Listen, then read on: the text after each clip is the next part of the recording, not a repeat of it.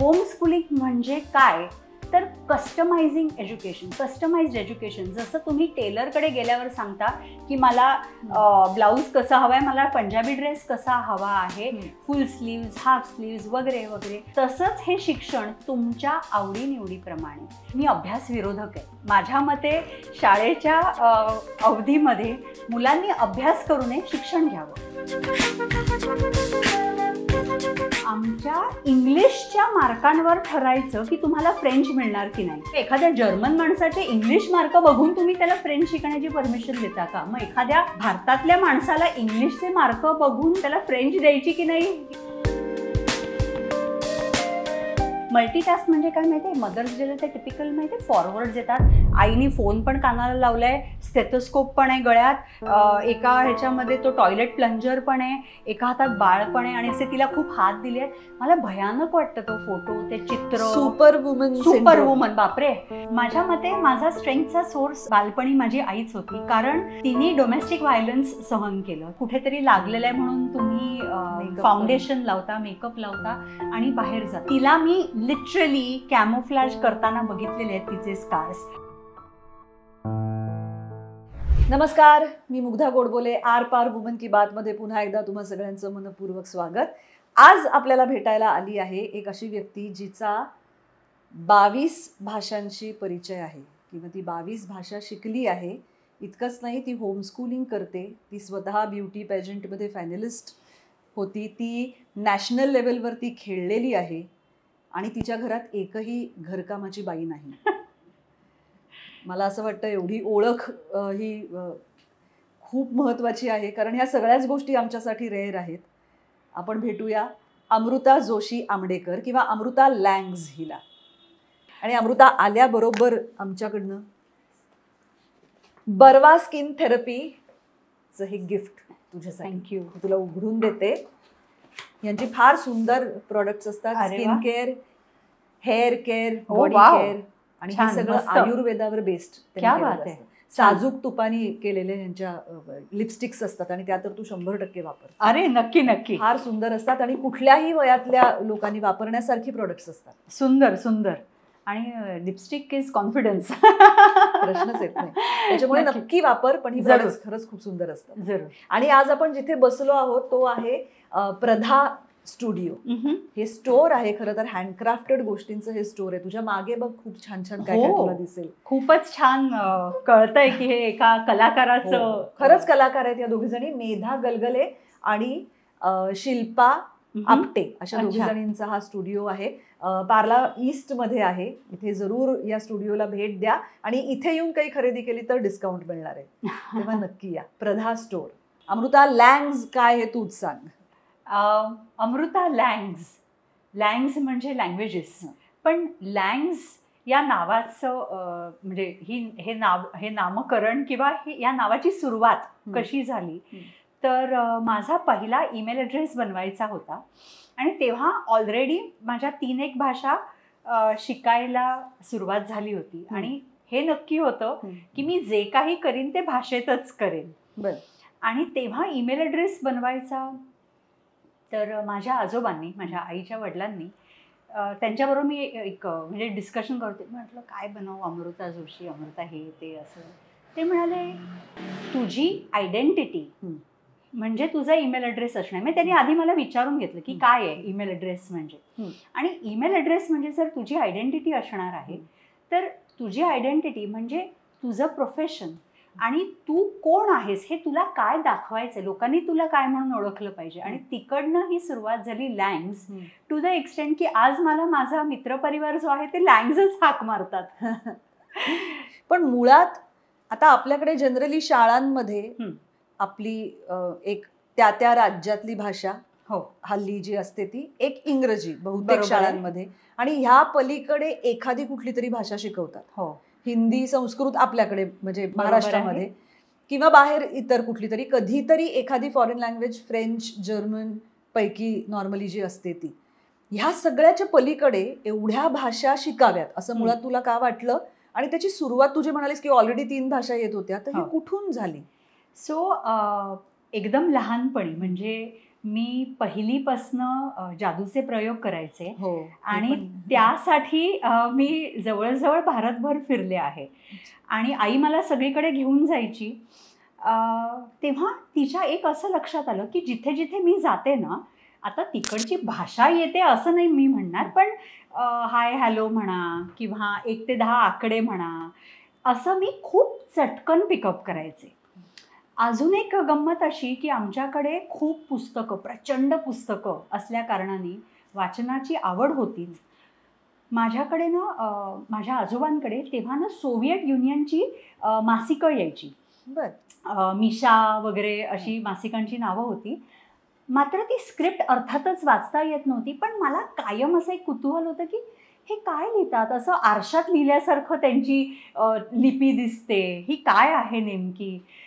आणि मग हळूहळू कुठेतरी हे कळत गेलं की भाषा खूप आवडतात. मग 8वीमध्ये शाळेत भाषा आपल्याला एक शिकायची म्हणजे ऑप्शन असतं की तुम्ही मग एंटायर हिंदी घेणार की संस्कृत. म्हणजे मी SSC बोर्डाच्या शाळेत होते तेव्हा असा आम्हाला एक टिपिकल चॉईस होता. पण गंमत म्हणजे अशी की जे आता मला गंमत वाटते तेव्हा मला वाटलेलं की अरे बापरे, की आमच्या इंग्लिशच्या मार्कांवर ठरायचं की तुम्हाला फ्रेंच मिळणार की नाही. म्हणजे खरं तर हा खूप वियर्ड नियम आहे. अजूनही बऱ्याच शाळेंमध्ये हा नियम असतो असं माझ्या कानावर पडलेलं आहे. म्हणजे मला असं विचारायचं आहे की एखाद्या जपानी माणसाला जर फ्रेंच शिकायचे तर तो आधी इंग्रजी शिकतो मग फ्रेंच शिकतो का? नाही ना. किंवा एखाद्या जर्मन माणसाचे इंग्लिश मार्क बघून तुम्ही त्याला फ्रेंच शिकण्याची परमिशन देता का? मग एखाद्या भारतातल्या माणसाला इंग्लिशचे मार्क बघून त्याला फ्रेंच द्यायची की नाही? पण अर्थात हा प्रश्न मला आत्ता आज पडू शकतोय. तेव्हा फक्त एवढंच होतं की देवा मला इंग्लिशमध्ये चांगले मिळू दे तर मला फ्रेंच मिळेल. बरं, माझे होप्स इतके हाय होते की ओ वाव, मी आता फ्रेंच शिकणार आहे. माझी एक्साइटमेंट प्रचंड होती. गंमत अशी झाली ना की मला काही झेपलंच नाही. आणि शाळेमधल्या फ्रेंचमध्ये म्हणजे मला कळतच नव्हतं की हे काय आहे. आपण तोंडपाठ करतोय, मला प्रोनाऊन्सिएशन्स माहिती नाही आहेत, काहीच नाही. आणि नुसतेच मग 50 मार्काचा पेपर तोंडपाठ करायचं, आपण लिहितोय असंच काहीसं मी करत होते. जे आय थिंक सो बरेच जण आमच्या बरोबरीचे तेव्हा आपल्याला हे थोडंफार असंच होतं. आणि मग नेमकी भाषा काय आहे हे कळलंच नाही. आणि मात्र 10वीच्या नंतर ती जी सुट्टी होती तेव्हा मला आजोबा एकदा मॅक्समिलर भवनला घेऊन गेले. आणि मी त्यांना म्हटलं की हो, मला जर्मन शिकायला काय नाही, तर इथे फ्रेंच झेपलेली नाही आहे, जर्मन आता अजून एक भाषा. ते म्हणाले हरकत नाही ना, फ्रेंच कदाचित जमली नसेल, एखादी वेगळी भाषा शिकून बघ, तुला आवडते ना मग शिक, ये बघ, जमलं तर ठीक आहे, नाही तर नाही. हा जो एक अप्रोच होता ना, I think this was very positive. आणि मग त्यानंतर खरं सांगायचं तर भाषेच्या प्रेमात पडले की त्या इमारतीच्या प्रेमात पडले की शिक्षकांच्या प्रेमात पडले की तिकडच्या मॅक्समिलर भवनच्या आतमध्ये असलेल्या वाचनालयाच्या प्रेमात पडले. I seriously do not know. पण त्यानंतर there was no looking back. मग मी फ्रेंचही परस्यू केलं. 11वी-12वीत कॉलेजला तर होतंच, पण त्या व्यतिरिक्त अलियन्समधनं फ्रेंच करणं. आणि मग तिसरी भाषा लगेच शिकायची घाई सुरू झाली. आणि मग मात्र मी पुण्याला जाऊन जपानी भाषा शिकायला सुरुवात केली. तेव्हा मग 12वी नंतर मी की नाही डिस्टन्स एज्युकेशननी BA इकॉनॉमिक्स माझं केलं. का मी डिस्टन्स एज्युकेशन केलं तर ह्याच्या मागे कारण असं होतं की मला एकतर मी खूप हे पुढचं वाक्य बोलण्याआधी मला एक वाक्य आधी असं बोलू देत की कॉलेजला जाणं म्हणजे वेळ फुकट घालवणं नाही, पण माझ्या दृष्टीने माझा दृष्टिकोन म्हणजे माझ्या दृष्टीने एक टार्गेट फिक्स्ड होतं की मला भाषाचं शिकायचं आहे. म्हणजे मला ना बाकी काही करण्यात इंटरेस्ट नव्हता म्हटलं तरीही चालेल, इतकं माझं ठरलेलं होतं. आणि मग मला वाटायला लागलं की मी कॉलेजला जाऊन किती वेळ वाया घालवते. मी त्या ह्याच्यात सकाळी एक भाषा, दुपारी एक भाषा, संध्याकाळी एक भाषा, अशा 3-3 भाषा शिकू शकीन असे वगैरे माझे टार्गेट झाले होते. आणि मुंबईमध्ये ते शक्य नव्हतं, कारण ट्रॅव्हल करणं ट्रॅफिकमधनं, हे तेव्हाही म्हणजे ट्रॅफिक असायचं बरोबर, हे शक्य होत नव्हतं. मग मी डिस्टन्स एज्युकेशन विषयी माहिती मला कळली काही लोकांकडनं. आता विचार कर, हे इंटरनेटचा जमाना तेव्हा नव्हता. तेव्हा तू किती सालचं सांगते? 1999 मध्ये मी 10वी झाले. 2001 सालची गोष्ट आहे ही. 2001-2002 तेव्हा घरात कम्प्युटर्स नसायचे. इंटरनेटसाठी सायबर कॅफेमध्ये जाऊन पर अवर बेसिसवर पैसे भरून बरं ही माहिती कशी शोधायची हेही कळायचं नाही. सो त्या काळामध्ये डिस्टन्स एज्युकेशनची माहिती काढून डिस्टन्स एज्युकेशन करणार हा निर्णय मी घेतला असं स्वतःवर. आणि टू द एक्सटेंट आईला येऊन घरी डायरेक्ट सांगितलं, मी ना कॉलेज सोडलं आहे, मी डिस्टन्स एज्युकेशन करणार आहे. बरं, आईचाही अप्रोच इतका छान होता, म्हणजे तुला सर्टिफिकेट मिळणार आहे ना BA इकॉनॉमिक्सचं? हो, हरकत नाही. मग तुला भाषा करायला अजून भरपूर वेळ मिळेल. इतका अमेझिंग सपोर्ट म्हणा, पॉझिटिव्हिटी म्हणा ही होती.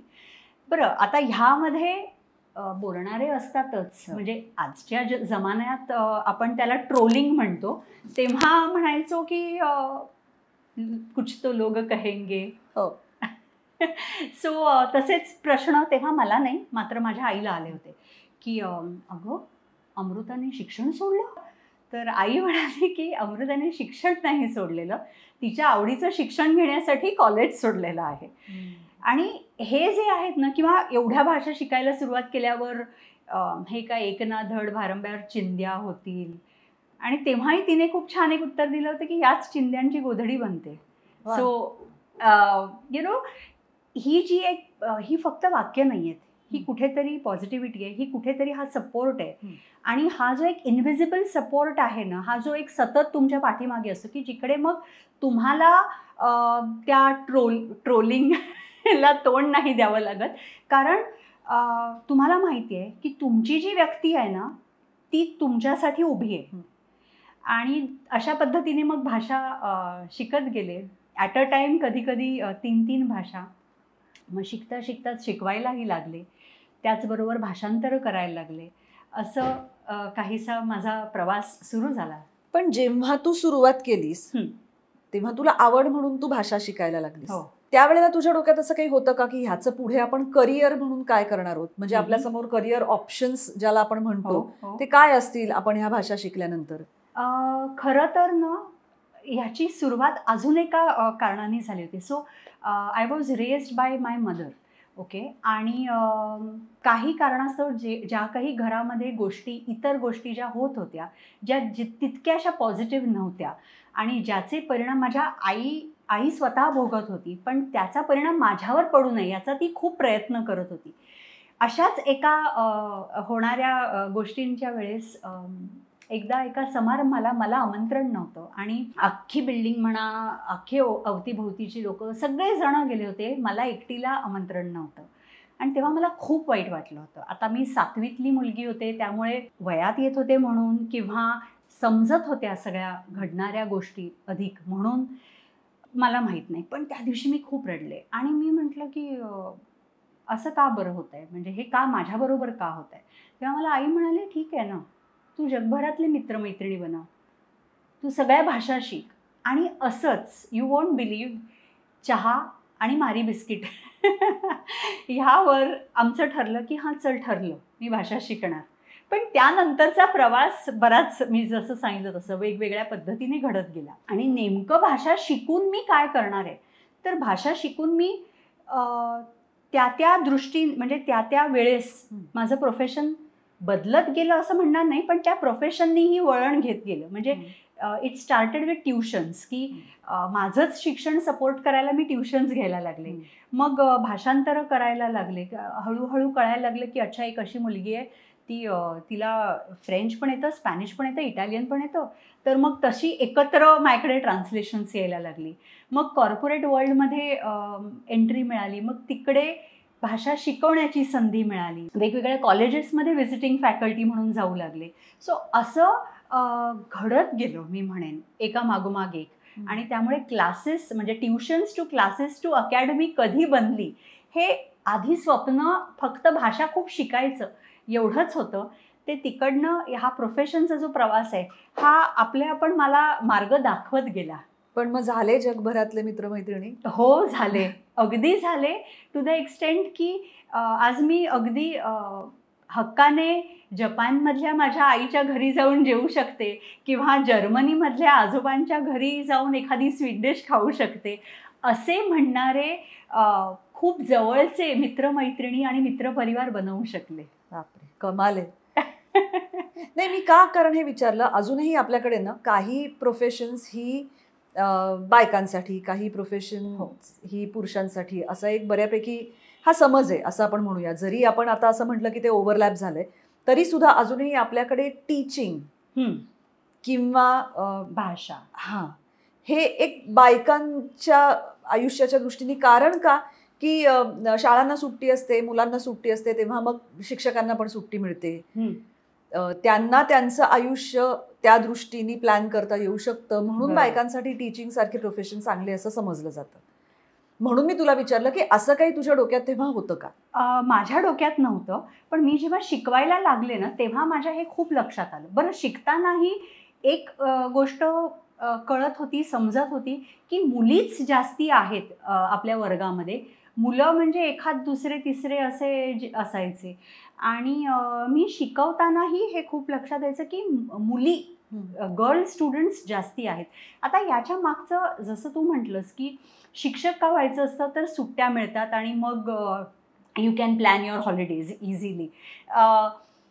गंमत अशी आहे की भाषा का शिकायच्या, कारण भाषांतरं जर तुम्हाला करायची असेल तर तुम्ही घरबसल्याही ते करू शकता. फ्रीलॅन्स वर्क आहे. आणि नवऱ्याचा जर फिरतीचा जॉब असेल किंवा तुम्ही नवरा जर समजा तुमचा उद्या अमेरिकेला जाणार आहे किंवा कुठल्या एखाद्या वेगळ्या देशात जाऊन सेटल होणार आहे तर तुमचा बऱ्याचदा मग त्या मुलीचा जॉब जातो, कारण त्या देशातलं शिक्षण नसतं, डिग्री नसते. मग तुमच्याकडे जर भाषा असेल तर तुम्ही तिकडेही घर बसल्या ते काम करू शकता. आता ह्या गोष्टीकडे तुम्ही पॉझिटिव्हलीही बघू शकता, निगेटिव्हलीही बघू शकता की म्हणूनच भाषेकडे वळतायत. पण म्हणूनच भाषेकडे वळण्यापेक्षा मी म्हणेन की हा एक स्किल सेट आहे आणि जो खरंच खूप फ्लेक्सिबल आहे, जो तुम्हाला अलाव करतो तुमच्या पद्धतीने काम करायला. बरोबर. नाही, आणि नॅचरल इन्क्लिनेशन असेल तर का नाही, जरूर, नक्कीच. आणि मग ह्याच्यानंतर तू तुझं करिअर काही अशा पद्धतीने प्लॅन केलंस का जसं तू म्हणतेस तसं? कारण सायमल्टेनियसली तू तुझ्या मुलाचं होमस्कूलिंग करत होतीस किंवा करायला लागलीस. बरोबर. आता कसं होतं की आपल्याकडे खरंच ही वस्तुस्थिती आहे की मुलांनी शाळेत जाणं ही आईवडिलांची गरज असते, खरं आहे, एक प्रकारे. कारण तेवढा वेळ त्यांना मोकळा मिळतो, त्यांना कामाच्या पद्धतीच्या त्यांच्या त्या पद्धतीने प्लॅन करता येतात. घरातल्या अनेक सिस्टीम्स मुलाच्या वेळेवर ठरलेल्या असतात. मूल पूर्ण वेळ घरात हे अनेक अर्थांनी गैरसोयीचं असतं पालकांना. आणि एस्पेशली जेव्हा आया काम करणाऱ्या असतात, जेव्हा वर्किंग विमेन असतात, तेव्हा तर मुलांचं शाळेत जाणं म्हणजे ते वाट बघत असतात की आत्ता 2च तासांची शाळा आहे, कधी ती 4 तासांची होतीये, मग कधी ती दिवसभराची होतीये, सकाळी 8 वाजता जाऊन संध्याकाळी 4 वाजता येतात, हुश. हे होतं. म्हणजे पुन्हा एकदा ह्यात बरोबर चूक असं काहीच नाही. बरोबर. पण अनेक जण मुलांच्या शाळांवरती आपली करिअर्स त्याच्या अवतीभोवती बांधतात. हे 100% खरं आहे आणि ह्यात काहीही चुकीचं नाही आहे. टू टेल यू फ्रँकली, माझ्या डोक्यामध्ये होमस्कूलिंग करायचं हे का, ही सुरुवात कशी झाली ती सांगते, म्हणजे लक्षात येईल की का नेमकं आम्ही याकडे वळलो आणि मग कसं आम्ही या सगळ्या गोष्टी मॅनेज केल्या. आधी एकतर होमस्कूलिंग म्हणजे काय हे पण एकदा मला नीट समजावून सांग. मला स्वतःलाच त्याची, माझी मुलगी आता त्या सगळ्याच्या पुढे गेली त्यामुळे मी कधी त्याची फार माहिती नाही काढली. कसं आहे ना की आपण डोसा खायला गेलो की आपण, जर तू आणि मी डोसा खायला गेलो तर तुझ्या चॉईस, म्हणजे कदाचित तुला मैसूर मसाला डोसा आवडत असेल किंवा मैसूर साधा डोसा आवडत असेल, रवा मसाला डोसा, रवा साधा डोसा, चटणी ज़्यादा डालना, चटणी कम डालना, मला सांबारात वडा बुडलेला हवा आहे की वडा सेपरेट हवा आहे. एका साऊथ इंडियन रेस्टॉरंटमध्ये गेल्यावर इतके चॉईसेस असतात आणि आपण कस्टमाइज करून आपला तो डोसा, इडली, वडा, आईस्क्रीम, पिझ्झा हे सगळं मागवतो. पण जेव्हा शिक्षणाचा प्रश्न येतो तेव्हा हा विचारच करत नाही. सरसकट सगळेजण, अरे शेजारची मुलगी हॅरी पॉटर वाचते, तू अजून हॅरी पॉटर नाही वाचलं, वाचायला लाग. सगळेजण अमुक एक गोष्ट करतायत म्हणून आपणही ती केली पाहिजे, असाच एक बॉक्स आपण तयार करतो. तो तयारच केलेला असतो, ती सिस्टम. आणि त्यामध्ये आपण आपल्याही मुलाला मुलीला ढकलतो, निगेटिव्हली नाही ढकलतो ॲज इन कारण तीच पद्धत आहे.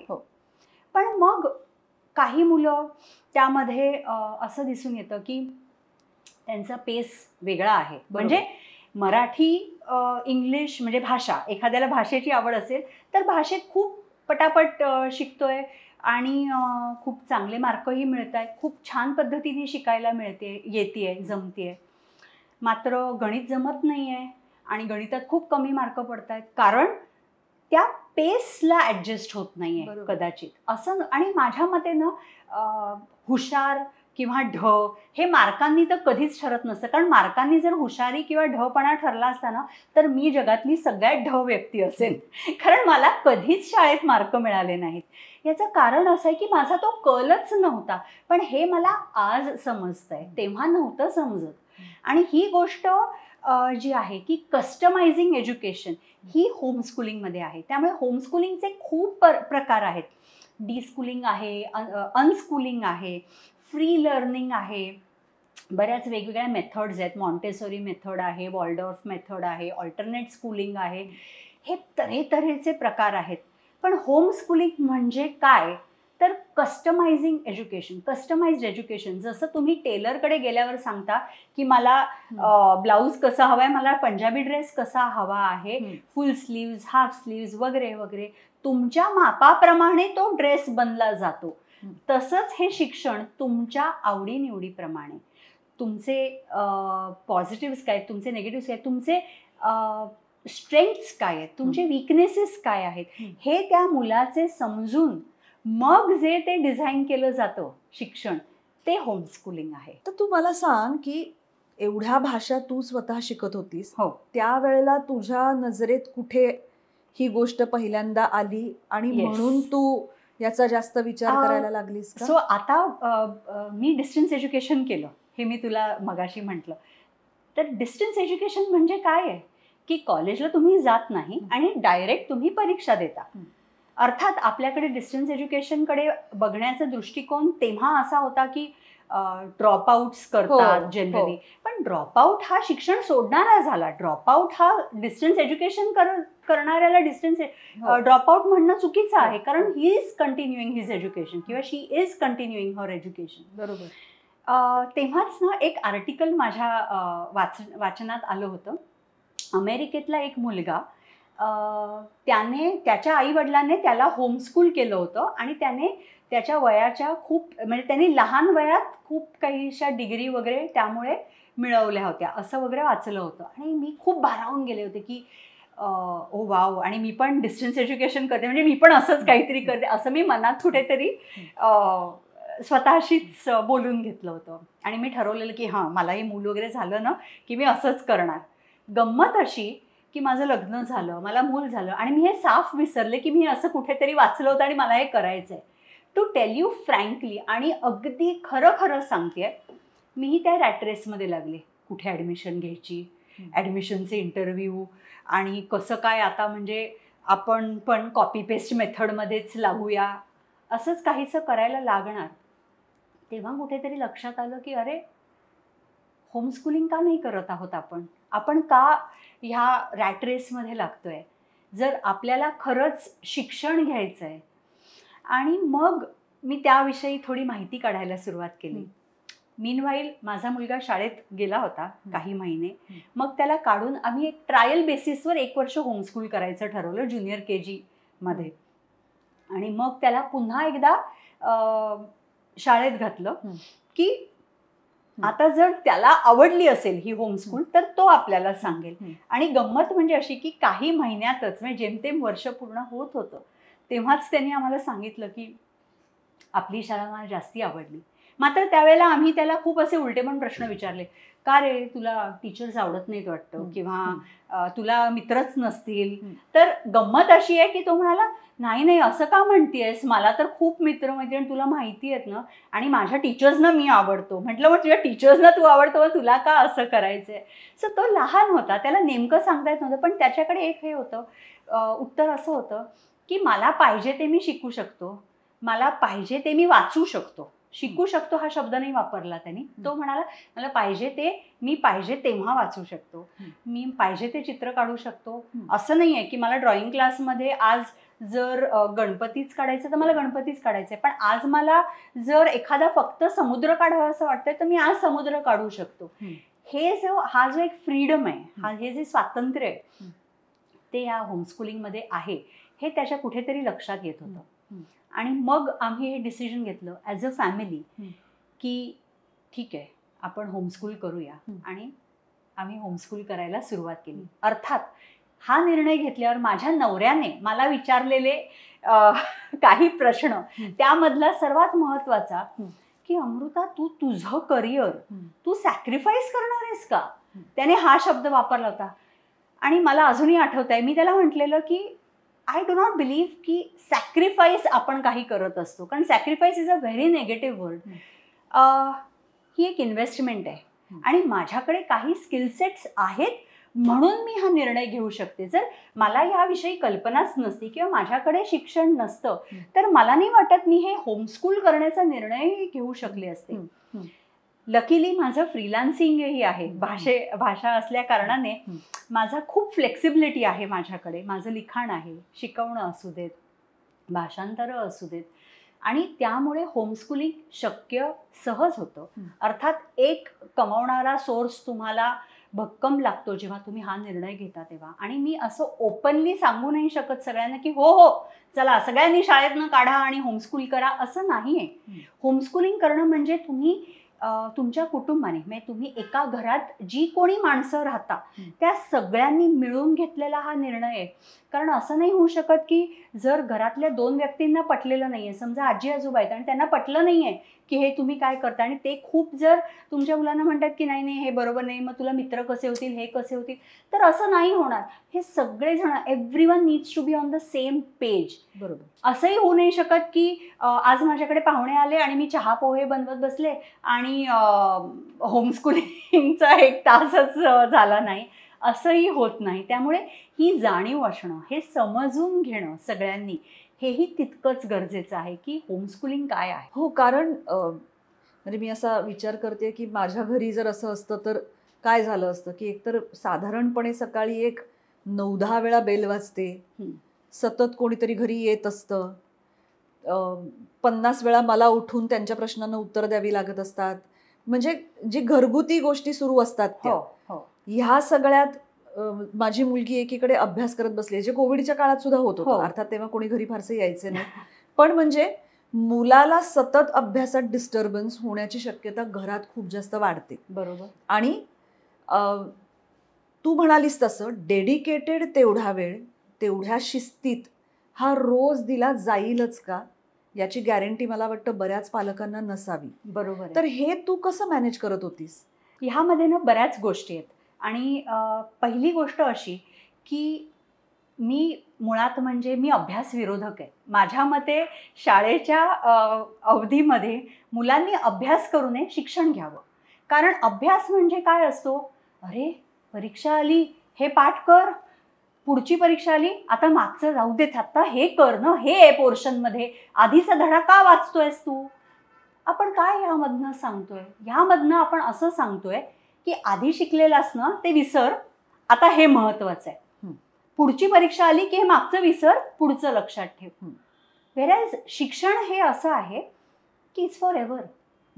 तुम्ही जे शिकताय ते तुम्ही फॉर एव्हर लक्षात ठेवणार आहात, कारण ती उपयोगी गोष्ट आहे. ती फक्त 6 आणि तुमच्या एखाद्या युनिट टेस्ट पुरतं, टर्मिनल पुरतं नाही आहे, ती तिथपर्यंत सीमित नाही आहे. त्यामुळे मी म्हणते की मी अभ्यास विरोधक आहे.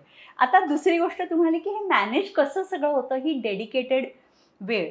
तर होमस्कूलिंग म्हणजे मी म्हटलं तसं कस्टमाइज्ड एज्युकेशन. म्हणजे जर हिस्ट्री आम्ही शिकतोय, इतिहास शिकतोय, तर तो गोष्टी रूपाने आम्ही शिकलो. आणि मग गोष्टी, गप्पा, डिस्कशन्स टू द एक्सटेंट की फक्त तारीख आणि कुठल्या वर्षी कोणती घटना घडली ह्या व्यतिरिक्त त्या बाहेर जाऊन ही का घडली असेल, आणि ही का घडली, किंवा आजच्या काळात जर ती घडली असती तर काय झालं असतं, किंवा त्या घडलेल्या घटनेचा आजच्या काळात काय रेलेव्हन्स आहे, या सगळ्या गोष्टींवर आमच्या चर्चा व्हायच्या. आता ह्या चर्चा होताना खरं तर ना आमचं तासाप्रमाणे कधी झालंच नाही. आणि मी ना आधी जेव्हा होमस्कूलिंग सुरू केलं ना तेव्हा मला वाटलं ऑर्गनायझेशन म्हणजे काय.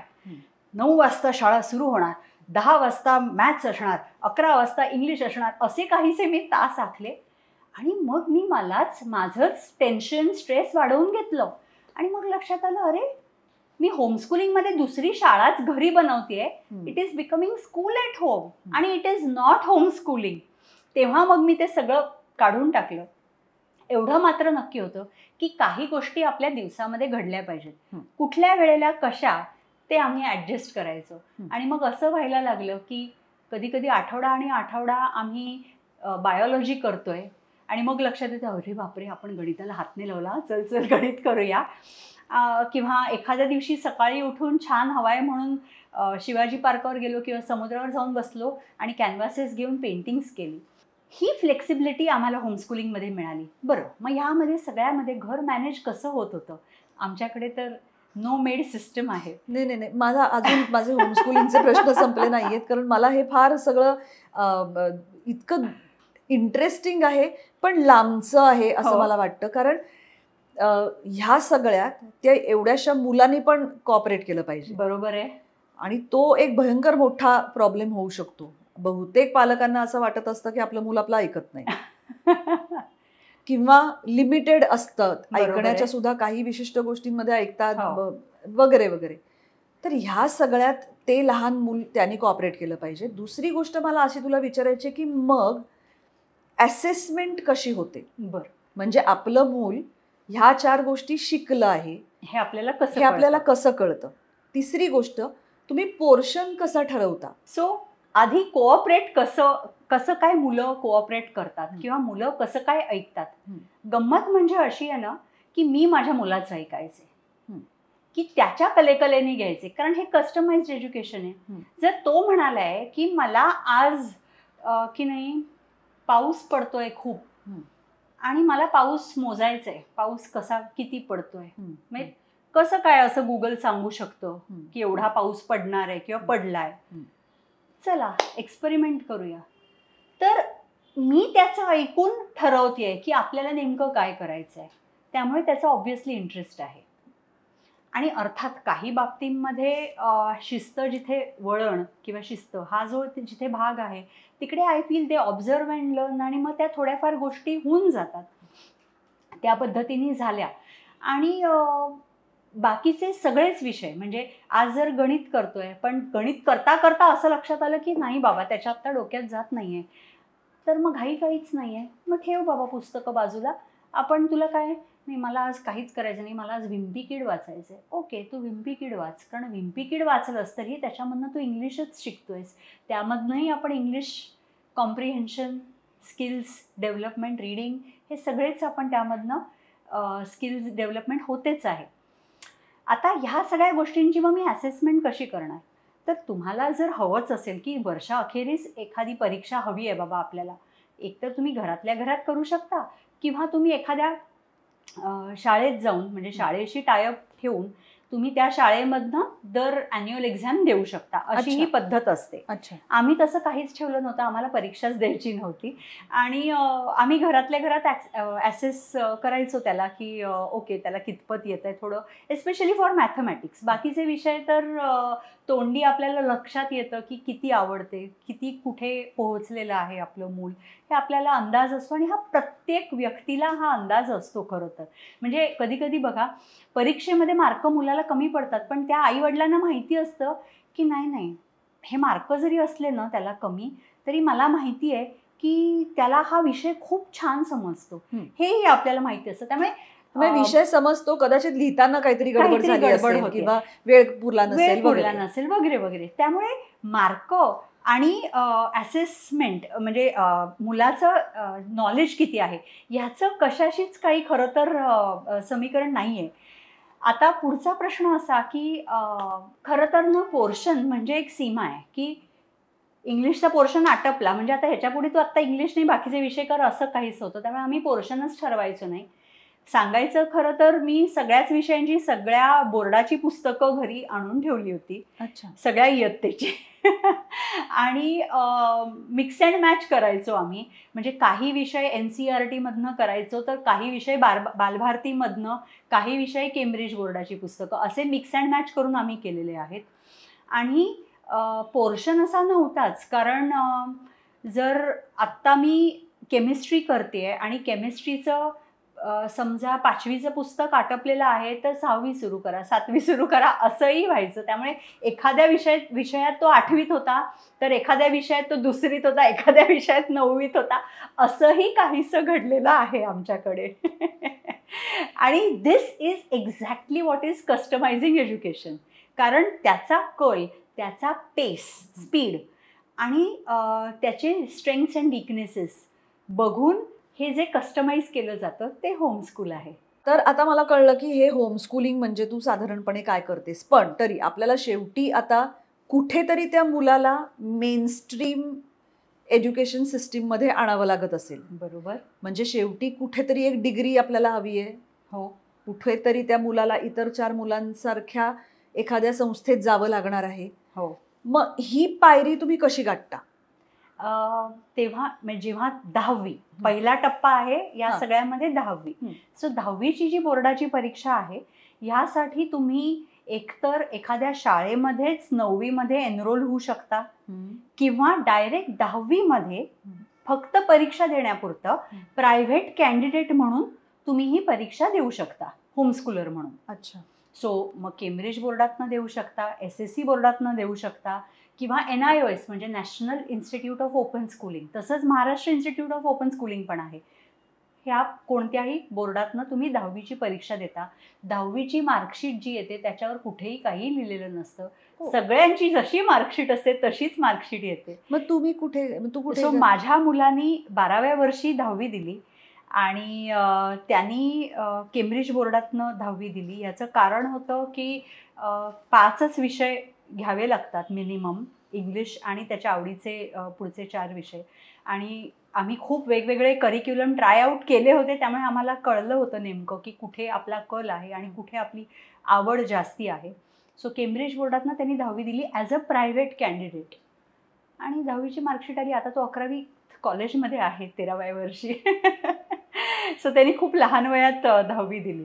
आणि म्हणजे तुम्हाला 12व्या वर्षी असं वाटलं की ह्या केम्ब्रिज विद्यापीठाच्या पोर्शन प्रमाणे आपलं मूल आता ह्या परीक्षेला बसण्या इतकं शिकलेलं आहे? सो आम्ही जेव्हा शिकत गेलो पुढे पुढे तेव्हा लक्षात आलं की हे आता खूपच जरा हायर लेवलचं होतं आहे. कारण टू टेल यू फ्रँकली जेव्हा त्याला शिकवायची वेळ आली तेव्हा मी हे सगळं शिकले आधी. कारण अर्थात आपणही 10वी 12वी सगळं केलेलं आहे, पण शिकले म्हणजे कोणत्या अर्थाने की मला आता कोणाला तरी शिकवायचं आहे, मला बायोलॉजी शिकवायचं आहे आणि माझा बायोलॉजीशी काहीही गंध नाही आहे. तेव्हा मला ती टेक्स्टबुक्स आधी वाचावी लागली, समजून घ्यावी लागली, मग मी त्याला शिकवलं. सो हे सगळं जेव्हा आम्ही करत होतो तेव्हा करता करता लक्षात आलं की अरे बापरे, आता हे गणित पण खूपच जरा अवघड होत आहे माझ्यासाठी.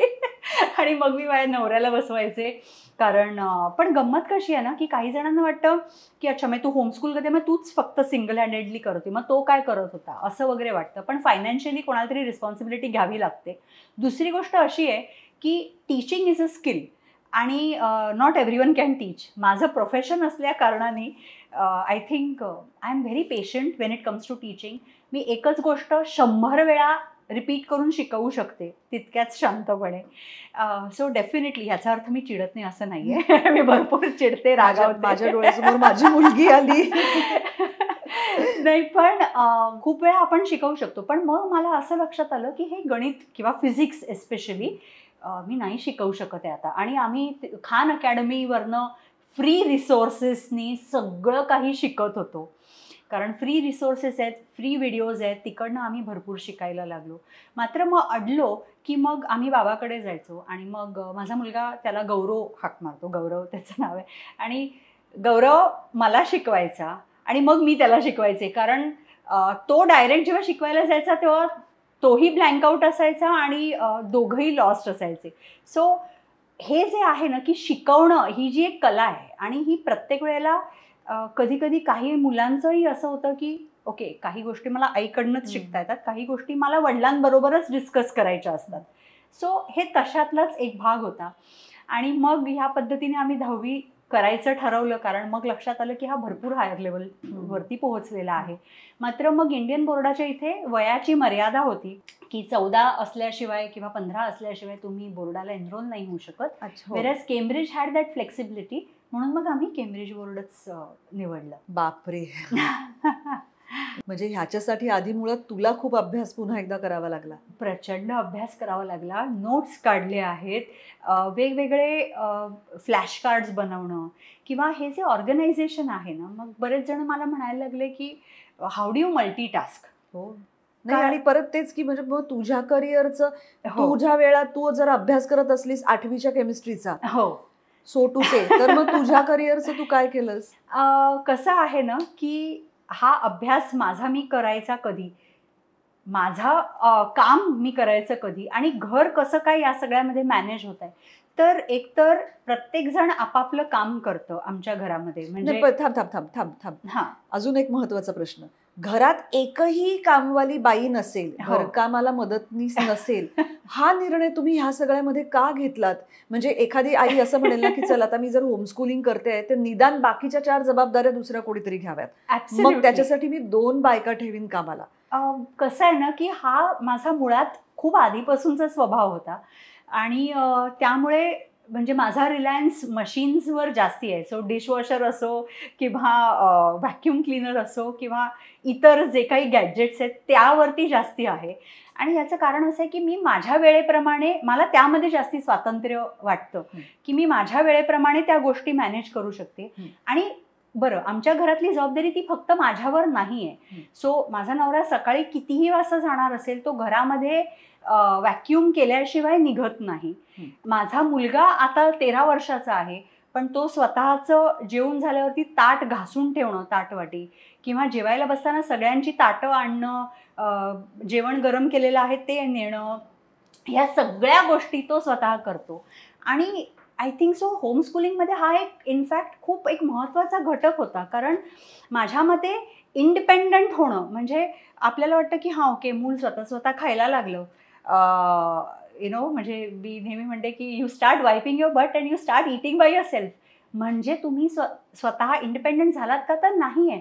इंडिपेंडन्स इज ऑल्सो अंडरस्टँडिंग की तुमच्या जबाबदाऱ्या काय आहेत, रिस्पॉन्सिबिलिटीज काय आहेत. बरोबर. आणि दुसरी गोष्ट म्हणजे की मदर्स डेला पॅनकेक बनवला किंवा केक बनवला, आणि ॲनिव्हर्सरीला नवऱ्याने केक बनवून आणला आणि किचन घाण केली, त्यापेक्षा तुम्ही दररोजच्या गोष्टी की कुकर लावणं आहे, सिम्पल वरण भात, आणि आय थिंक म्हणजे आता माझा मुलगा 13व्या वर्षी एक साधी सोपी भाजी, बटाट्याची म्हण किंवा कुठली परतलेली भाजी आणि वरण भाताचा कुकर, हे एवढं बेसिक लावू शकतो. त्यामुळे मला नाही वाटत की मला ते एक टेन्शन किंवा ते कुठेतरी राहतं की हां मला हे करायचं आहे. कारण ना आपल्या बायकांवरती ना, I always call them invisible responsibilities आणि invisible decision making. Invisible responsibilities काय आहेत की चल आज कितीही इक्वॉलिटी असली आणि कितीही इक्वल मॅरेज असलं आणि घर असलं तरीही, आणि घरात काम करायलाही खूप हाऊस हेल्प्स आहेत, मेड्स आहेत, तरीही ती मेडचं जे ऑर्गनायझेशन आहे हे पण बाईच मॅनेज करते, किंवा ती अपेक्षा असते, किंवा साधी गोष्ट, इतर सगळ्या गोष्टी जरी ती बाई म्हणजे जी कामावर ठेवलेली बाई आहे, मदतनीस आहे, ती सगळं जरी करत असली तरीही साधी गोष्ट, दही लावणे वगैरे, हे तरीही ते बाईच्याच गळ्यात पडतं असं असतं. पण त्यापेक्षा मला असं वाटतं की कुठेतरी ही इनविजिबल डिसिजन्स आहेत आणि ह्याला ना बाईसुद्धा महत्त्व देत नाही. कारण आपल्याला वाटतं की हां नाही बाकी सगळं ती बाई करते, मला काही करायचंच नसतं. पण करायचंच नसतं कसं आहे खरं, तुम्ही या जर इनविजिबल जबाबदाऱ्या आणि इनविजिबल डिसिजन मेकिंग प्रोसेसेस जर बघितली तर हे खूप आहेत. एक साधी आपली पर्स घेतली तर आपल्या पर्समध्ये आपला अर्धा संसार असतो, का असतो, आणि एखाद्या पुरुषाच्या बॅगेमध्ये नसतं. बरं, ह्यासाठी आपल्यालाच परत क्रिटिसाइज केलं जातं की बायकांना तुमचे फोनच नाही उचलत तुम्ही पटकन. कारण प्रायोरिटी लिस्टमध्ये जसं आपण आपल्याला स्वतःला शेवटला ठेवतो ना, तसंच हा मोबाईलसुद्धा आपल्या पर्समध्ये शेवटला गेलेला असतो. This is I think so very important. आणि आमच्याकडे माझ्या मते थोडं त्याचं काय होतं असं मला वाटतं की इन्व्हेरिएबली ना लग्न झालं ना एखाद्या मुलीचं की सुरुवातीच्या काही प्रेमळ दिवसांमध्ये ती भयंकर हौसेनी खूप कामं स्वतःच्या अंगावर घेते. बरोबर आहे. कारण तेव्हा आपण आत्तापर्यंत ज्या इतर अनेक भूमिका केल्या त्या जशा चांगल्या केल्या तशा आता मी कशी उत्तम बायको आहे, आता मी कसं उत्तम घर सांभाळते, हे तिला स्वतःलाच प्रूव्ह करायचं असतं, दुसऱ्या कोणाला जरी नसलं तरी सुद्धा. आणि त्यातून कौतुकाचे 4 शब्द जर त्यावेळेला ऐकायला मिळाले तर मग तिला असं वाटतं की आता इथून पुढे हे आपण सॉलिडच करणार आहोत. आणि तिच्या हे लक्षात येत नाही की हळूहळू आपण त्यात अडकत जातो. येस. आणि आय थिंक सो या सगळ्यामध्ये ना सिनेमांचा पण खूप भाग आहे. आणि आय एम फॉर्च्युनेट की माझा नवरा मला नेहमी म्हणायचं की Amruta, real life is not Hum Saath Saath है. आणि सो की तुला ह्या सगळ्या गोष्टी तुझ्यावरती अशा घेऊन करायची गरज नाही आहे. आणि ह्यामधली अजून एक गोष्ट अशी आहे ना की आपण या हौशेने कौतुकाने करत जातो.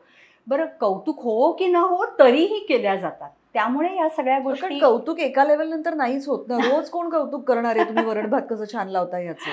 खरंय नाही. आणि म्हणूनच सो असं काही खास होमस्कूलिंग करण्याच्या आधी पासूनच आमच्याकडे बाई नव्हती. त्यामुळे तो प्रश्नच आला नाही की आता मी होमस्कूलिंग करणार तर मी बाई ठेवू का, असा प्रश्न आला नाही. आणि मात्र नंतर अर्थात माझ्याकडे म्हणजे माझी आई ही माझ्याबरोबर असते, सो तीही जेवण वगैरे बरंचसं बघत असते, त्यामुळेही अर्थातच हातभार होतो. पण माझ्यामध्ये आमच्या घरामध्ये ना आम्ही एकमेकांना हातभार किंवा मदत करणं असे शब्दच वापरत नाही. So it is more like we all are part of this, कारण आपण सगळेच एका घरात राहतोय. त्यामुळे चादरीच्या घड्या करणं असो किंवा टॉयलेट घासणं असो, इट्स एव्हरीवन्स ड्युटी, रिस्पॉन्सिबिलिटी. आणि ही जाणीव करून देणं लहान मुलांना हे खूप गरजेचं आहे. कारण children at that age are observant. आणि वडील कामावरून येतात, बॅग ठेवतात, खूप दमलो आहे, मला जरा पाणी आणून दे गं. बरं, तशीच इक्वॉलिटी मॅरेजेसमध्येच ती बाई घरी येते, बॅग ठेवते, मी खूप दमले. मग घरात जर हौसेल पसेल तर तिला सांगितलं आता प्लीज मला जरा कॉफी बनवून दे गं. मात्र मूल घरी दमून येतं शाळेतनं, बॅग इकडे तिकडे टाकतं. आणि मग आपण म्हणतो अरे तू बॅग का टाकलीस, जा जागेला लाव, जा हे कर. पण मग जर आईवडील पण दमून तेच करतायत तर मग मुलंही ते करतायत. त्यामुळे I think so this also plays a part की तुम्ही तुमच्या मुलापुढे काय एक चित्र दाखवताय त्यांना, त्यामुळे ते होते. जसं आज म्हणतात की आत्ताची पिढी मोबाईलने बिघडते जसं म्हटलं जातं. जर आपणच 10 वेळा त्यांच्यासमोर मोबाईल घेऊन नाही बसलो आणि मी एखादं पुस्तक वाचत बसलेले आहे तर मुलंही पुस्तक वाचणार आहे, किंवा जर पुस्तकाची आवड नसेल तर इतर काहीतरी करणार आहे, पण सतत मोबाईल बघत बसणार नाही आहे. आणि I strongly do not believe की एखादी जनरेशन बिघडलेली असते किंवा काय. एव्हरी 10 years जनरेशन बदलते. आज तर मी म्हणेन आपण दुसऱ्या दिवशी उठतो आणि सगळं बदललेलं असतं. 5-5 वर्षांनी पिढी 5-5 वर्षांनी पिढी बदलते. आणि त्या ह्याच्यामध्ये तो बदल आहे. आणि बदल म्हणजे तो बिघडलेलाच प्रकार आहे असं म्हणणं खूप चुकीचं आहे. कारण आज आपण बघतो तर आजी आजोबा सुद्धा सोशल मीडियावर आहेत, आजी आजोबा सुद्धा यूट्यूब व्हिडिओज, व्हॉट्सॲप युनिव्हर्सिटीचे भाग तितकेच झालेले आहेत. आणि ह्यात काहीच गैर नाही आहे. ओके, तुम्ही त्याचा बॅलन्स कसा करताय हे महत्त्वाचं आहे. नाही, आणि आता काय झालंय की मला असं वाटतं की इथून पुढच्या काळामध्ये आपल्याला घराघरांमध्ये घरकामासाठी बायका किंवा मदतनीस ह्या कमीच मिळणार आहेत. येस. कारण आता तरुण मुली शिकतात, म्हणजे शिकून आलेल्या असतात, त्यांना बाहेर जॉब्स मिळतात. बाहेर म्हणजे त्यांना मॉल्स असतात, बरोबर, त्यांना छोटे छोटे साधे केक शॉप्स पासून सगळीकडे त्यांना ते युनिफॉर्म्स, ते इंग्रजी बोलणं, हे सगळं त्यांना हवं असतं. आणि का नाही, बरोबर, त्यांच्यासाठी ती एक रिस्पेक्टेबल गोष्ट असते की कुठेतरी छान ऑफिसमध्ये जाऊन मी काम करेन, येस, कुणाच्या तरी घरी जाऊन मी काम करेन ह्यापेक्षा. त्यामुळे इथून पुढच्या काळात आपल्या मुलांना जशा आपल्या लहानपणी होत्या तशा घरकामाच्या बायका मिळतील का याविषयी मला खूप शंका आहे. हो. आणि आपण जर वेस्टर्न कल्चरचं बरंचसं कॉपी करतो तर माझ्या मते ही गोष्ट आपल्याला एक कॉपी करायला काहीच हरकत नाही आहे. म्हणजे जर आपण त्यांच्यासारखं जीन्स घालायला शिकलेलो आहोत तर त्यांच्यासारखं ही गोष्ट म्हणजे बरेच जण मलाही अजूनही म्हणतात की अगं पण हाऊ डू यू ऑपरेट, की कसं. आणि हे मी असं रेकमेंड नाही करत. अगेन लाईक जसं मी होमस्कूलिंग असं नाही म्हणू शकत की चला सगळ्यांनी होमस्कूलिंग करा, असं नाही आहे. तसंच चला सगळ्यांनी हाऊसमेट्स करा असं नाही आहे. ही सिस्टम मला जमते आहे, आमच्या कुटुंबाला जमलेली आहे, याचा अर्थ ही सगळ्यांना जमेल असं नाही आहे. आणि परत ह्यामध्ये चूक बरोबर असंही काही नाही आहे. नाही, असं जरी काही नसलं तरी सुद्धा this is a way of life. It is a way of आपल्याला आपल्या प्रेक्षकांना सांगायचं बरोबर आहे. हे असं आहे आणि हे करणं शक्य आहे. हे करणं शक्य आहे. आणि हे करताना मला बरेच जण म्हणतात मग तू मल्टीटास्क करतेस का? तर मल्टीटास्क नाही, पण मी मोनोटास्क करते, एका मागोमाग एक गोष्टी दाखवून. म्हणजे मल्टीटास्क म्हणजे काय माहिती आहे, मदर्स डेला ते टिपिकल माहिती आहे, फॉरवर्ड्स येतात, आईने फोन पण कानाला लावलाय, स्टेथोस्कोप पण आहे गळ्यात, एका ह्याच्यामध्ये तो टॉयलेट प्लंजर पण आहे, एका हातात बाळ पण आहे, आणि असे तिला खूप हात दिले आहेत. मला भयानक वाटतं तो फोटो, ते चित्र. सुपर वुमन, बापरे. मला सुपर वुमन असं म्हटलं ना की मला भीती वाटते. किंवा असं म्हटलं ना की तुझ्याशिवाय घरात मग पान हलत नसेल, तर मला प्रचंड दबाव येतो त्या गोष्टीचा की का हलवा पानं बाबा, मी नाही येणार आहे तुमची पानं हलवायला. त्यामुळे ही जी एक गोष्ट आहे ना की तुम्ही सुपर वुमनची जबाबदारी अशी धाडकन एका बाईच्या अंगावर नका टाकू. म्हणजे पुरुषाच्या ह्याच्यावर मात्र तो हरक्युलिसचं चित्र, त्याचे असे बाहुबली वगैरे सगळं काही, आणि आपल्या मात्र खांद्यावरती काय ते ओझं नाही, ते नको आहे. कारण तो मेंटल स्ट्रेस इज क्रेझी, आणि तो मेंटल स्ट्रेस आपल्याला नको आहे. आणि हा जर नको असेल तर मल्टीटास्कपेक्षा मी म्हणेन मोनोटास्क करणं इतकं गरजेचं आहे की मला आज जरी दिवसातनं 17 गोष्टी आहेत, पण त्या 17 गोष्टी मी कशानंतर काय करते. आणि मात्र आत्ता मी जर केमिस्ट्रीचा अभ्यास करते आहे तर मी केमिस्ट्रीचा अभ्यास करते आहे, आणि मग मी माझ्या मुलाला जेव्हा अभ्यासाला बसवते, म्हणजे आम्ही त्याला ना स्वशिक्षण म्हणतो, सेल्फ लर्निंग. सो सेल्फ लर्निंगची सवय जी आधीपासून लावली त्या कारणाने तो जेव्हा त्याचं वाचायचा किंवा काही लिहायचा, तेव्हा मी माझं काम करायचे.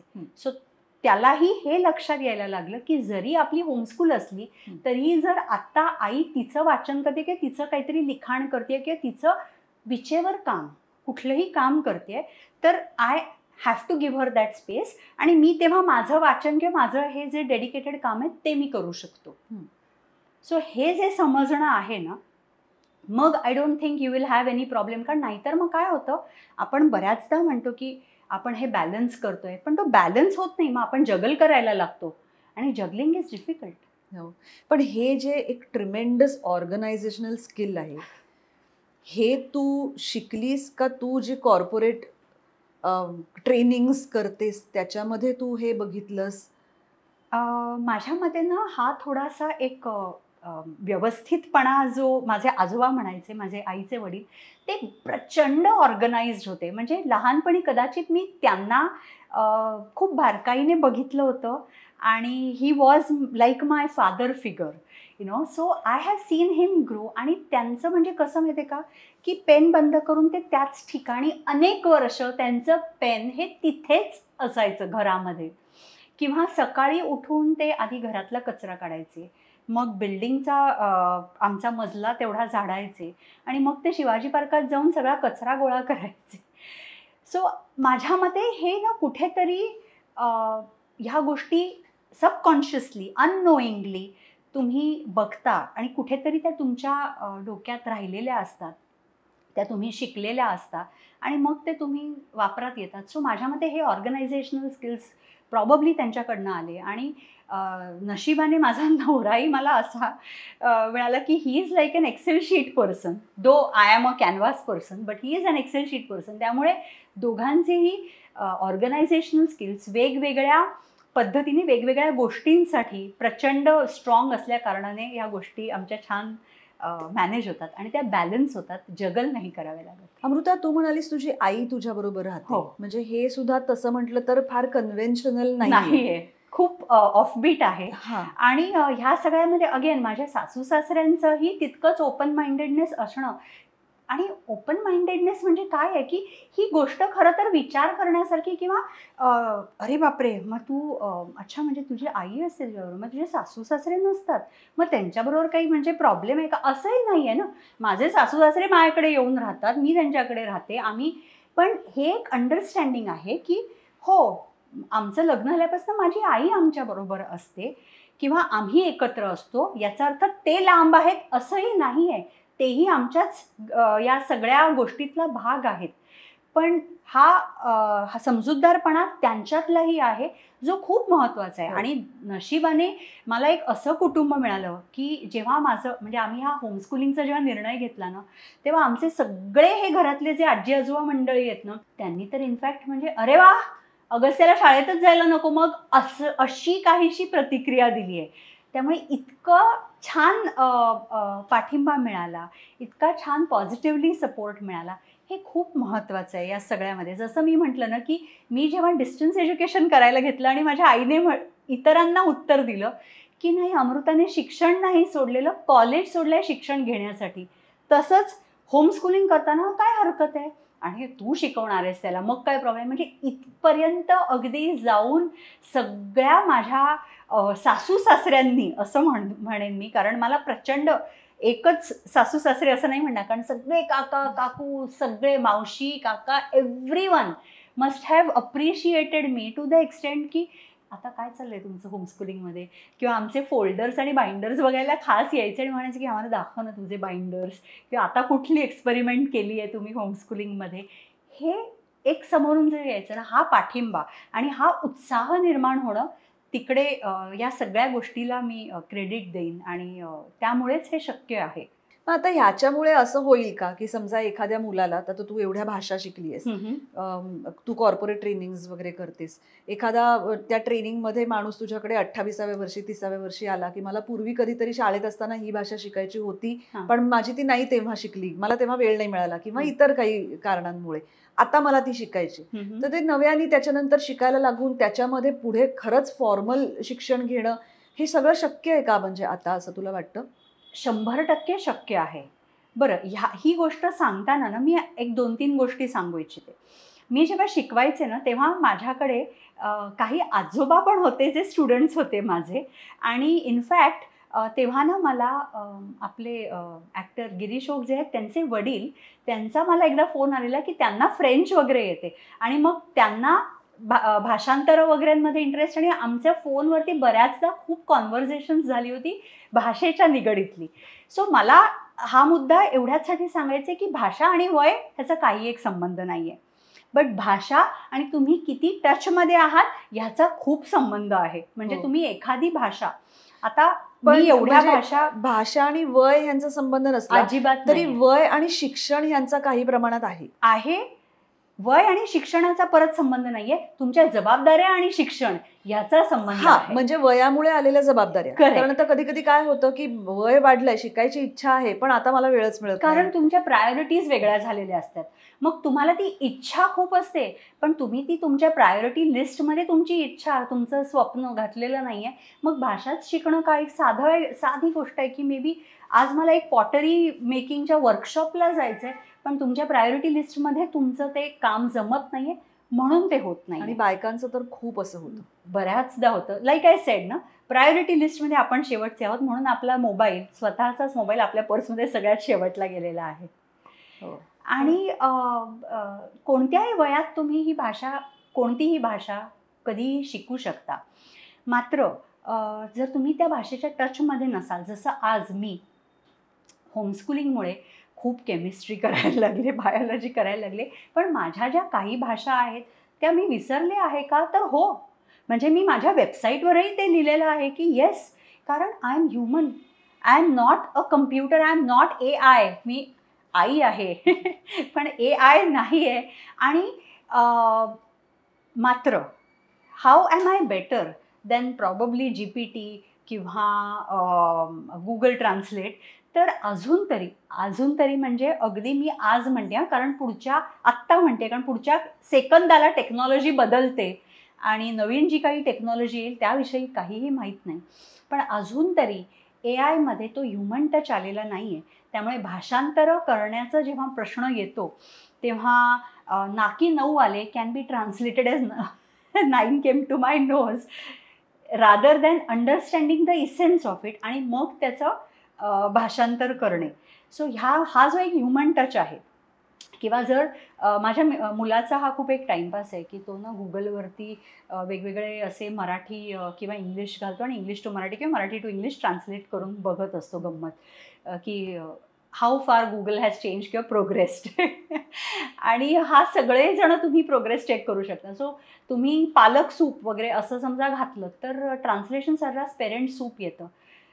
कारण पालक म्हणजे पेरेंट्स आणि स्पिनेच, पण तुम्हाला नेमकं कोणतं पालक पाहिजे हा रेफरन्स टू कॉन्टेक्स्ट आहे. बदल तर आहे, पण अजून कितपत हे बदल आलेले आहेत. I am sure definitely, I mean 5 years down the line it will be very good, or probably tomorrow morning it will be very good. But आत्ता तरी हे थोडेसे प्रॉब्लेम येत आहेत, म्हणून अजूनही भाषांतरकारांची गरज आहे आणि लागते. परत अजून डेटा प्रायव्हसीचा जिथे प्रश्न येतो तिकडे मला माहिती आहे की मी एखाद्या व्यक्तीकडनं NDA साईन करून घेतलं तर सहजासहजी ती व्यक्ती मला दगा देणार नाही. पण आज मी जेव्हा मोठ्या एखाद्या कंपनीचे जेव्हा कॉन्ट्रॅक्ट सायनिंग होतात ते हे ChatGPT किंवा गुगल ट्रान्सलेटवरती नाही घालू शकत ट्रान्सलेट करण्यासाठी. त्यामुळे भाषांतरकारांची अजूनही गरज लागते आणि ती लागणार आहे. तू रुटीनली कुठल्या भाषांमध्ये म्हणजे तू भाषांतराची कामं करतेस? सो माझी फ्रेंच, जर्मन, जॅपनीज हे खूप स्ट्रॉंग आहेत आणि Spanish, Italian, Russian. So Japanese in fact माझी फॉर्टे आहे आणि रशियनमध्ये मला वाचन करायला खूप आवडतं. रशियन पोएट्री, कविता मला खूप आवडतात. सो या म्हणजे ह्या 6 भाषा ह्या म्हणजे तुझ्या खरंच आवडीच्या, जवळच्या, तुला त्याच्यातलं साहित्य कळतं, वाचायला आवडतं? हो, असं म्हणता येईल. आणि अजून एक गंमत अशी की ह्या सगळ्या ह्या भाषेंमध्ये मी कामही सर्वात अधिक केलंय. कसं आहे ना की काही भाषा लाईक एस्तोनियन वगैरे ना मी आजतागायत वापरली नाहीये, कारण मी त्या देशात गेले नाहीये आणि मला इथे कोणी एस्तोनियाची व्यक्तीही मिळालेली नाहीये, सापडली नाहीये, ना कुठलं पुस्तक मिळालंय. सो ऑनलाईन थोड्या माहिती काढत आणि हल्ली यूट्यूबमुळे वगैरे बऱ्याच गोष्टी काही आपल्याला गमती शिकता येतात. सो तसं मी करत असते, पण ती वापरात आलेली नाहीये. त्यामुळे अर्थातच माझं त्यावरती तितकं प्रभुत्व नाहीये जितकं प्रॉबब्ली जपानी भाषेवर असेल. तर ह्या सगळ्यामध्ये तू एका ब्युटी पेजंट मध्ये सुद्धा भाग घेतला होतास आणि तू फायनलिस्ट होतीस. हो, त्याच्याविषयी आम्हाला सांग. कसं आहे की मी 11वीत होते तेव्हा प्रॉबब्ली मला ना प्रूव्ह करायचं होतं असं काहीसं. जगाला प्रूव्ह करायचं होतं की काय मला माहीत नाही. टू टेल यू फ्रँकली मला स्वतःला नक्कीच प्रूव्ह करायचं होतं. हे मला असं आज लक्षात येत आहे की हो, मी सुंदर आहे आणि जर मी काहीतरी ठरवलं तर ती मी नक्कीच करू शकते. कसं आहे ना की आपल्याकडे स्टिरियोटाईप जे असतात, जे स्टिरियोटिपिकल ज्या गोष्टी आहेत, गोष्टीच कशाला गाणी पण आहेत, म्हणजे गोरी गोरी पान फुलासारखी छान, दादाला काळी बहिणी नको आहे. सो जेव्हा तुम्ही गहूवर्णीय किंवा उंच, बारीक हे कुठल्याच त्या टिपिकल गोष्टींमध्ये बसणाऱ्या नाही आहात, तेव्हा तुम्हाला कायम किती हडकुळी आहे, घरी जेवण नाही मिळत का, सुकडी आणि असे बरेच काही ॲडजेक्टिव्ह जोडले जातात, जे आय फील टुडे मी ज्या पद्धतीने सुकडी होते तर मी खरं तर फ्रेंच रॅम्प मॉडेल वगैरे व्हायला पाहिजे होते, कारण मी एवढी बारीक होते. पण ह्या सगळ्या गोष्टींचा मनावर कुठेतरी काहीतरी नोईंगली अननोईंगली परिणाम होत असतो आणि तरुण वयात तर डेफिनेटली होत असतो. So I wanted to prove. So मी एक फोटोशूट करून घेतलं आणि ना मिड डे न्यूजपेपरमध्ये अशा जाहिराती यायच्या की कुठली तरी ब्युटी पॅजंट येते आहे वगैरे वगैरे, आणि ही एक ब्युटी पॅजंट होती आणि त्यामध्ये मी भाग घेतला आणि चक्क फायनलिस्ट वगैरे झाले. पुढे त्यानंतर मला ही एक ब्युटी पॅजंट ही खूप मोठी होती आणि त्यामध्ये सो मला बरेच जण नंतर म्हणाले मग तू त्यामध्ये करिअर का नाही केलं, किंवा पण अगेन माझं टार्गेट आणि माझा फोकस हा प्रचंड म्हणजे ठरलेलं होतं. मला माहिती होतं मला काय करायचं आहे, त्यामुळे तिथे वळले नाही आणि जे भाषेकडे होते तेच परत वळले. मात्र तिथनं मी परत एक वेगळा कॉन्फिडन्स गेन केला आणि I told myself that no, I am beautiful आणि इट डझंट मॅटर तुम्ही गोरे आहात की काळे आहात. पण तेव्हा हे हॅशटॅग्स नव्हते त्या काळामध्ये. आणि त्या जोडीला तू खेळतही होतीस. हो, तू राज्यस्तरीय स्पर्धांमध्येही होतीस आणि नॅशनल लेवलवरही खेळत होतीस. हो. सो शिवाजी पार्कातला जन्म म्हणजे मी त्याला म्हणते लाल मातीचे संस्कार जे आम्हाला देशपांडे सरांनी दिलेले आहेत. लाल मातीचे संस्कार समर्थ व्यायाम मंदिरात जाऊन तुम्हाला मिळतात तेव्हा तिथे तुम्हाला कळतं की बरं शिस्त काय ही तिथे समजते. आणि असंही नाही की कोणी तुम्हाला तिथे मारतंय वगैरे अशी काहीच शिस्त नव्हती. म्हणजे तुम्ही जर माझ्या मते मला माझे रोप मल्लखांबचे आमचे देशपांडे सर आणि मी बास्केटबॉल खेळायचे तिकडचे माझे तळवलकर सर. तर त्या दोघांकडे मला हे कळलं असेल की वेळेत येणं म्हणजे आमचे तळवलकर सर 5 मिनिटं उशिरा आले की शिवाजी पार्कला 5 राऊंड मारा अशी पनिशमेंट देत असताना त्या गोष्टीच्या महत्त्व कळणं, वेळेत पोहोचणं ही जबाबदारी आणि ही जी एक लाल मातीचे संस्कार आहेत ना, हे जे एक स्पोर्ट्समन स्पिरिट म्हण किंवा एन्ड्युरन्स म्हण, पर्सिव्हिअरन्स म्हण, ह्या सगळ्या गोष्टी माझ्या मते तुम्हाला मैदानावर कळतात, खेळताना समजल्या जातात, ग्रुप डायनॅमिक्स समजतं. सो हे सगळे स्किल्स आय थिंक सो मी तिकडे कुठेतरी अवगत केले. मी रोप मल्लखांबला नॅशनल गेम्समध्ये पार्टिसिपेट केलेलं आहे आणि बाकी शाळेंमधनं मी बास्केटबॉल म्हणा, बॅडमिंटन म्हणा हे आणि स्विमिंग हे खेळायचे. ह्यामागे पण एक छोटीशी स्टोरी आहे खरं तर. सो मी मगाशी सुरुवातीला म्हटलं होतं त्याप्रमाणे की माझ्या आईला घरामध्ये ज्या काही गोष्टी होत्या त्याचे परिणाम माझ्यावर अजिबात होऊ द्यायचे नव्हते. म्हणून मला थोडं तुला ते विचारायचं आहे. मी मध्येच तुला कट केलं, पण याचं उत्तर द्यायचं की नाही हे तू ठरव. अर्थातच ह्या सगळ्यासाठी खूप पोषक वातावरण लागतं. हो. पॉझिटिव्ह वातावरण लागतं. हो. तू सारखी सांगतेस की हे तुला मिळत नव्हतं. हो. मग ती स्ट्रेंथ तू कुठून आणत होतीस? माझ्या मते माझा स्ट्रेंथचा सोर्स अगेन बालपणी माझी आईच होती. कारण तिने डोमेस्टिक व्हायलन्स सहन केलं, तिने मार खाल्ला असेल तरीही I have seen her put. म्हणजे आज जेव्हा आपण त्या मूव्हीजमध्ये किंवा सिरीजमध्ये बघतो ना की कुठेतरी लागलेलं आहे म्हणून तुम्ही फाउंडेशन लावता, मेकअप लावता आणि बाहेर जाता. माझी आई दूरदर्शनवरती निवेदिका होती आणि तिला मी लिटरली कॅमोफ्लॅज करताना बघितलेले आहेत तिचे स्कार्स. सो ते कुठेतरी माझ्या मनावर खेळत होतं. मात्र ह्या गोष्टींचे खूप परिणाम माझ्यावर होऊ नयेत म्हणून मला आई इतकं बिझी ठेवायची. जसं तू म्हणालीस ना की शाळा ही मुलांना बिझी ठेवायला आहे, याचा वापर तिने पुरेपूर केला असेल. याचं कारणच असं आहे की घरात राहण्यापेक्षा ती तिकडे या सगळ्या गोष्टींमध्ये असणं गरजेचं आहे. यामध्ये तिने मला कधीही असं विचारलं नसेल की मग तू इथे पहिली आलीस का, ही कॉम्पिटिशन झाली का, किंवा काहीही नाही, nothing at all. My schedule use to be, मी सकाळी स्विमिंगला जायचे. अर्थात मी शिवाजी पार्कात असल्या कारणाने या सगळ्या गोष्टी खूप सहज शक्य झाल्या की मी सकाळी स्विमिंगला जायचे. माझे आजोबा मला डबा घेऊन यायचे, मग मी केळं किंवा काहीतरी ड्रायफ्रूट्स वगैरे खाऊन बॅडमिंटन खेळायचे. घरी जाऊन कपडे बदलून आंघोळ करून थोडं खाऊन किंग जॉर्जला हिंदू कॉलनीत शाळेत जायचे. शाळा आटपून घरी आली, हातपाय धुतले की व्यायामशाळेत जायचे. आणि 8वी नंतर मी बास्केटबॉल खेळायला लागले. सो व्यायामशाळेच्या ऐवजी फक्त संध्याकाळचं रुटीन चेंज झालेलं, दॅट वॉज माय बास्केटबॉल. एवढाच फरक होता आणि हे रुटीन माझं अगदी 10वीपर्यंत होतं. आता ह्या गोष्टींचा सगळा मला फायदाच झाला. आणि दुसरं कसं आहे की म्हणजे मी हा प्रश्न एवढ्यासाठी विचारला की आपल्याकडे असा खूप समज असतो लोकांचा, किंवा बरेचदा ते खरंही असतं की प्रिव्हिलेज्ड घरांमधनं आलेल्या मुलांना खूप ॲक्टिव्हिटीज करता येतात. त्यांना ते करणं शक्य असतं. त्यांना ने आण करायला माणसं असतात, त्यांच्याकडे गाड्या असतात, एका वेळेला 2-2, 3-3 काय म्हणतात त्याला, करिक्युलमच्या बाहेरच्या गोष्टी करणं त्यांना शक्य असतं.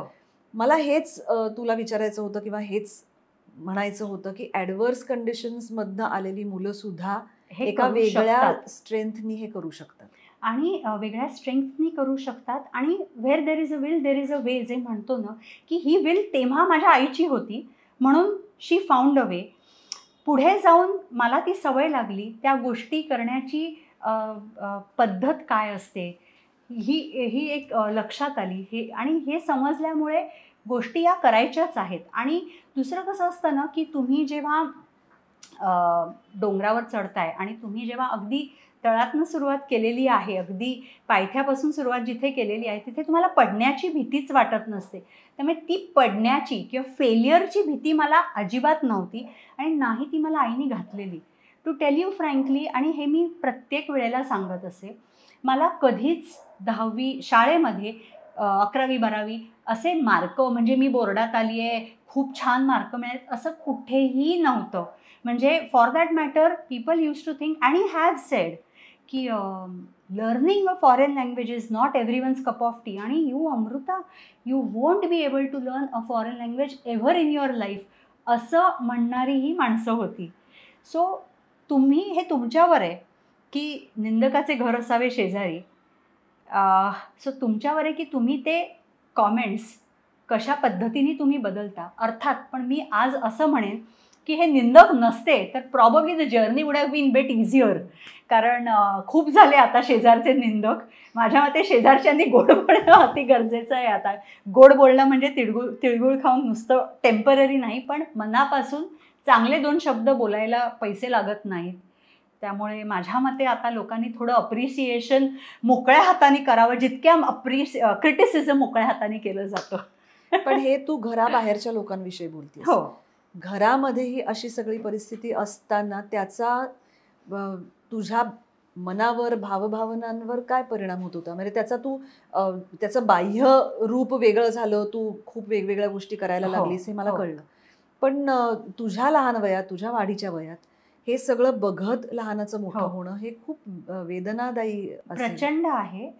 त्यामुळे इनफॅक्ट मी 10वी पर्यंत, 11वी पर्यंत, थोड्याफार 12वी पर्यंतच्या काळामध्ये मी प्रचंड सेन्सिटिव्ह होते. म्हणजे मला पटकन अश्रू डोळ्यात यायचे, घळाघळा. अजूनही मी मूवीज बघताना मी घळाघळा रडायला लागू शकते. प्रचंड सेन्सिटिव्हिटी आहे.